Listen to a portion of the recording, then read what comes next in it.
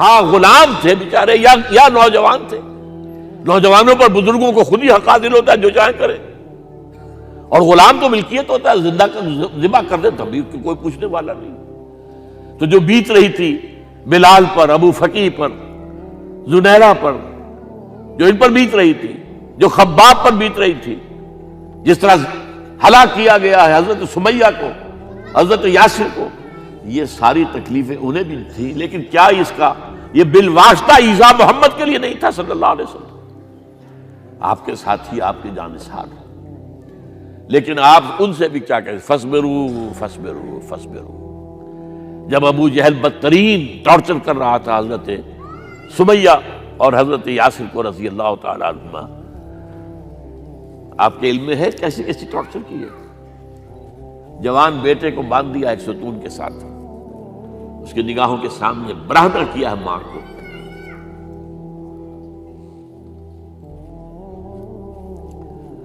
ہاتھ میں ایک مورتی ہے. جب تنگ آ گیا، ستا کر تنگ کر کے مار مار کے حضرت سمیہ ٹس سے مس نہیں ہو رہی. کہتا ہے تم ایک دفعہ کہہ دو سمیہ کہ ہاں اس مورتی میں بھی کچھ ہے، میں تمہیں چھوڑ دوں گا. انہوں نے تھوک دیا، برچھا مارا ہے شرمگاہ کے اندر.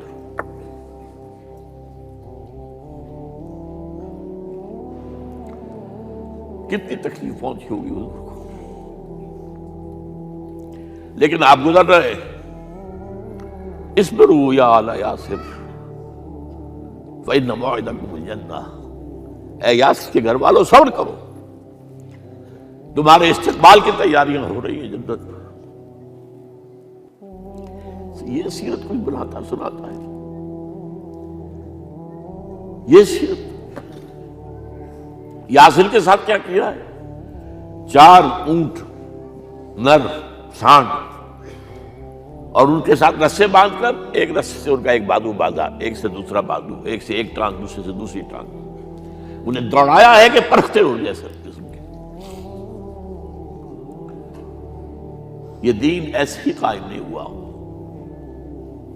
عدل و انصاف کا نظام ٹھنڈے ٹھنڈے قائم نہیں ہوتا،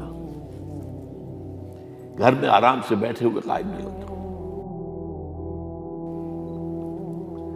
اور سنیے، 3 برس شیب بنی ہاشم کے اندر قید ہے. 3 برس. اور یہاں کی قید پر قیاس نہ کریں.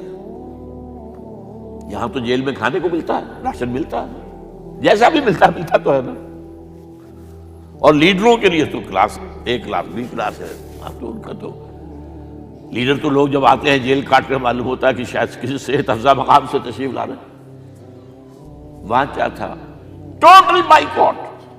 ایک گھاٹی، ادھر پہاڑ ادھر پہاڑ، دونوں طرف جو ہے پہرے.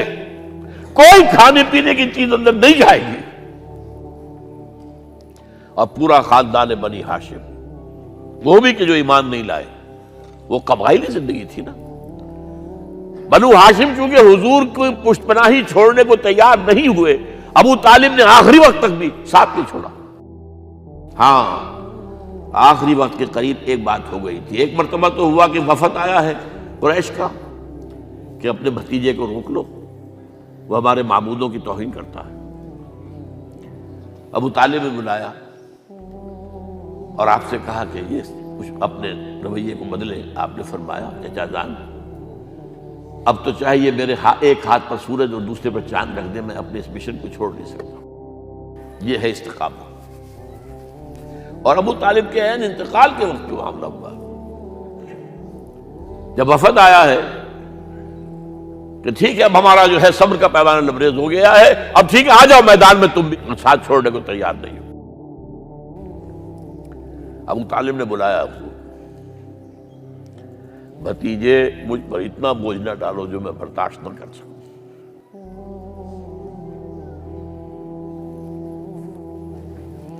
حضور کی آنکھوں میں آنسو آ گئے. چچا جان اب تو یا یہ بات بری ہوگی یا میں اپنے آپ کو ختم کر دوں، اسی میں ختم ہو جائے. بہرحال شیب بنی ہاشم میں 3 برس اس حال میں گزرے ہیں ٹوٹل بائیکاٹ، کوئی کھانے پینے کی نہیں۔ کچھ لوگ تھے شریف النفس، مثلا حکیم بن حزام تھے رضی اللہ تعالیٰ، اور بعد میں ایمان لے آئے۔ حضرت خدیجہ کے وہ رشتہ دار تھے، وہ پہاڑ پر چڑھ کر ایک طرف سے رات کی تاریکی میں، دونوں دروازے تو بند ہیں، پہاڑ پر چڑھ کر چوٹی سے نیچے اتر کر کوئی چیزیں کھانے پینے کی دے آئے تو دے آئے، بس صلی اللہ علیہ وسلم۔ کوئی اور ایک آدھ ہوگا ایسا۔ یہاں تک نوبت آئی ہے کہ بنی ہاشم کے یہ پھول جیسے بچے معصوم بھوک سے بلبلا رہے ہیں، اور اس کے سوا کچھ نہیں ہے کہ سوکھے چمڑے ابال کر اس کا پانی ان کے حلق میں ٹپکا دیا جائے۔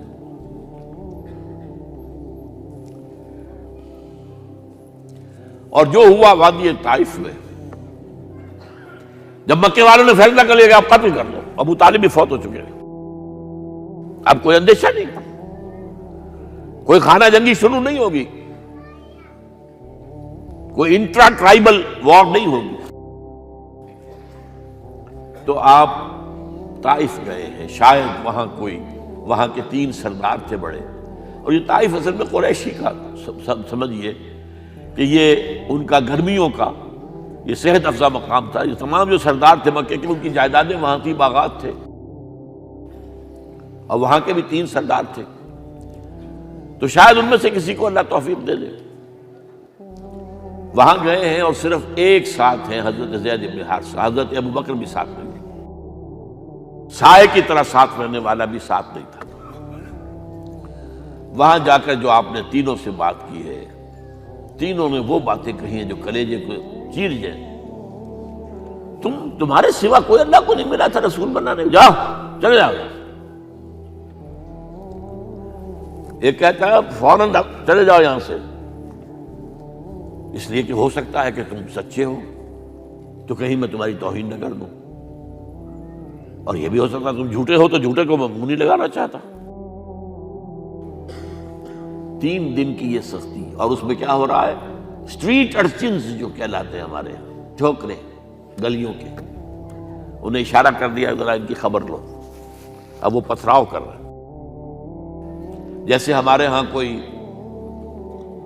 آ جاتا ہے، کوئی نیم پاگل یا کوئی اور کسی طرح کا مست قسم کا آدمی، اور اس کے اوپر چھوکرے چاروں طرف ہوں اور ستا رہے ہوں، یہ نقشہ تھا، اور طائف کی گلیاں تھیں، اور محبوب رب العالمین تھے۔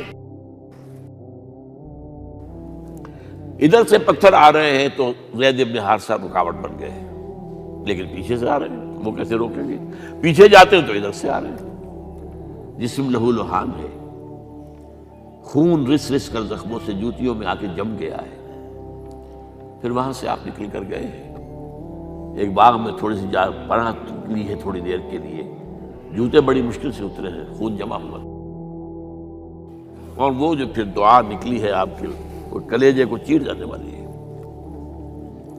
اللہم الیک اشکو ضعف قوتی وقلت حیلتی وحوانی علی الناس، اے اللہ تیری جناب میں فریاد لے کر آیا ہوں، اپنی قوت کی کمی کا، اپنے وسائل کی کمی کا، اور لوگوں میں جو رسوائی ہو رہی ہے۔ الی من تکلنی الی بعید یتجہمنی او الی عدو ملکت امری، مجھے کس کے حوالہ کر دیا ہے؟ مجھے دشمن کے حوالے کر دیا جو چاہے میرے ساتھ کر گزرے۔ فریاد ہے کہ نہیں؟ بڑی زوردار فریاد ہے، بڑی زوردار، لیکن پھر مقام عبدیت کا ظہور ہوتا ہے۔ ان لم یکن علی غضبک فلا ابالی، اے اللہ اگر تو ناراض نہیں ہے، مجھے اندیشہ یہ ہو گیا کہ کہیں تو ناراض تو نہیں ہو گیا ہے، کہیں تو نے میرا ساتھ تو نہیں چھوڑ دیا ہے۔ اگر تو ناراض نہیں تو مجھے کوئی پرواہ نہیں، جو ہو سو سر تسلیم خم ہے جو مزاج یار میں آئے۔ واپس آئے ہیں تو مکے میں داخل نہیں ہو سکتے تھے، وہاں تو قتل کا فیصلہ ہو چکا۔ باہر ہی آپ نے ڈیرا لگایا، زید بن حارثہ کو بھیجا، فلاں شخص کے پاس جاؤ کہ تم اگر امان میں لے لو محمد کو تو محمد آ جائیں، میں تو میری یہ پوزیشن نہیں ہے، میں قریش کے مقابلے میں امان نہیں دے سکتا۔ دوسرے کے پاس بھیجا، اس نے بھی کچھ ایسے جواب دے دیا۔ تیسرے کے پاس جب گئے حضرت زید، مطعم بن عدی، اس نے کہا ٹھیک ہے، میں امان دیتا ہوں محمد کو، وہ آ جائے مکے میں۔ حضور سے آگے کہا، حضور نے فرمایا نہیں جا کر کہو، آ کر لے کر جا۔ کیوں؟ کیا پتہ اچانک جو ہے میرے داخل ہوتے ہی کوئی مجھ پر حملہ کرے، قتل کر دے۔ وہ تو یہ کہہ سکے کہ ہمیں کیا پتہ تھا کہ مطعم نے جو ہے امان دی ہے، I never knew it۔ اب یہ قبیلے کے اندر یہ ہوتا تھا کہ ایک نے امان دے دی، سب کی طرف سے امان۔ لہذا حضور نے فرمایا آ کر لے کر جاؤ۔ وہ اپنے 6 بیٹوں کو ہتھیار سجا کر لے کر آیا ہے اور پھر لے کر گیا حضور کو، کہتا ہوا گزر رہا ہے راستے میں، لوگوں سن لو محمد میری امان میں ہے صلی اللہ علیہ وسلم۔ اس لیے آپ کو مکے کے اندر پھر 2-2.5 سال مزید رہنے کا موقع ملا ہے، اور اتنا بڑا احسان آپ نے مانا پھر مطعم بن عدی کا کہ غزوہ بدر میں جب 70 اسیر تھے قریش کے حضور کے پاس، تو آپ نے فرمایا تھا کہ اگر آج مطعم زندہ ہوتا اور وہ سفارش کرتا تو میں ان سب کو چھوڑ دیتا بغیر کسی فدیے کے۔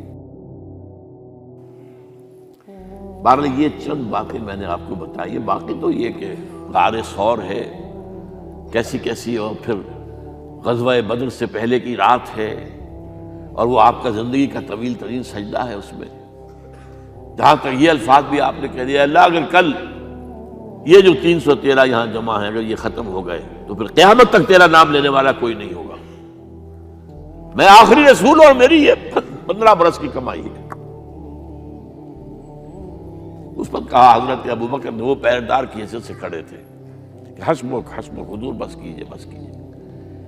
بہرحال بدر ہے، احد ہے، زخمی ہوئے ہیں، دندان مبارک شہید ہوئے ہیں، خون اتنا بہا ہے کہ بے ہوش ہو گئے ہیں، اور خبر اڑ گئی ہے کہ آپ شہید ہو گئے۔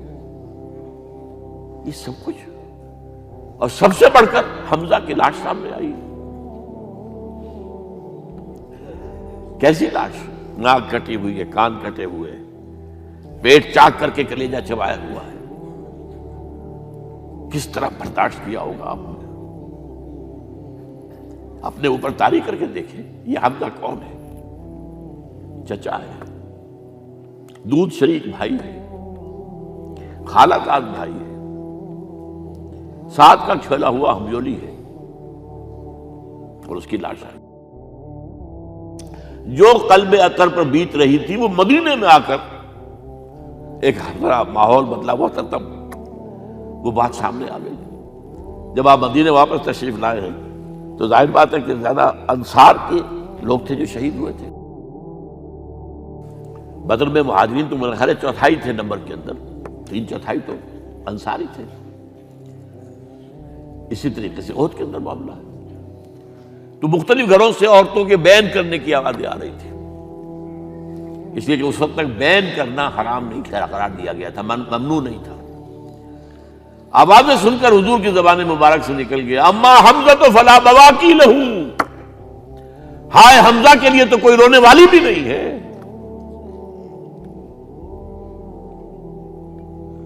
اس پر پھر صحابہ نے، انصار نے اپنے ہاں کی خواتین کو حضرت صفیہ کے ہاں بھیجا، وہ سگی بہن تھی، وہاں انہوں نے جا کے یہ بھی تعزیت کی بہن کی۔ غزوہ احزاب کا آپ نے سن لیا، اسوہ رسول پر نہ معلوم کیا کیا باتیں چیز لوگوں میں مشہور ہو گئی ہیں۔ اسوہ کا لفظ آیا کہاں ہے قرآن میں؟ سورہ احزاب میں۔ وہ اسوہ کیا تھا؟ جب خندق کھودنے کا فیصلہ ہوا ہے تو خندق کھود رہی ہے، حضور بھی لگے ہوئے ہیں، بھاری بھاری پتھر اٹھا کر کندھے پر لا کر باہر پھینک رہے ہیں، پتھریلی زمین تھی، ایک پتھر کسی سے ٹوٹا نہیں تھا، تو حضور نے جو ہے 3 دفعہ جو اس کے اوپر ضرب لگائی تب ٹوٹا ہے۔